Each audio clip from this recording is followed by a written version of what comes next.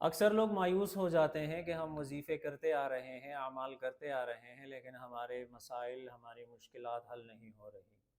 ہمارے مقاصد پورے نہیں ہوتے۔ دیکھیں، سب سے پہلے یاد رکھیں کہ آپ نے سب سے پہلے کوئی بھی عمل کرنا ہے، آپ نے سب سے پہلی نیت جو ہے وہ اللہ تبارک و تعالیٰ کی رضا کا کرنا ہے، کہ یہ جو میں عمل کر رہا ہوں، پڑھ رہا ہوں، یہ خالص اللہ کی رضا کے لیے۔ دوسرا یہ ہے کہ آپ ان کلمات کو سب سے پہلے اچھی طریقے سے جو ہے آپ سمجھ لیں اور تلفظ کے ساتھ اس کو پڑھنا سیکھ لیں، اور اگر ہو سکے اس کا معنی بھی اگر آپ جان لیں، ترجمہ، تو اور بھی بہتر ہو جائے گا، کیونکہ اگر آپ کو اس کے معنی کا پتہ ہوتا ہے اور اس کو آپ پڑھتے ہیں تو اس میں اور بھی زیادہ جو ہے آپ کو مزہ آتا ہے اور آپ بالکل اس کو تجسس کے ساتھ پڑھتے ہیں۔ تیسرے نمبر پر یہ بات یاد رکھیں کہ آپ نے اس عمل اور وظائف کو،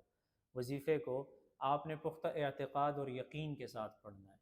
تو اگر یہ باتیں آپ مد نظر رکھیں گے اور آپ کوئی عمل وظیفہ کریں گے تو اللہ تعالیٰ قبول فرمائیں گے۔ ایک بات یہ یاد رکھیں کہ آپ نے کوئی بھی عمل کرنا ہے، اس میں تعداد اگر بہت زیادہ ہے، فرض کریں 50,000 مرتبہ پڑھنا ہے،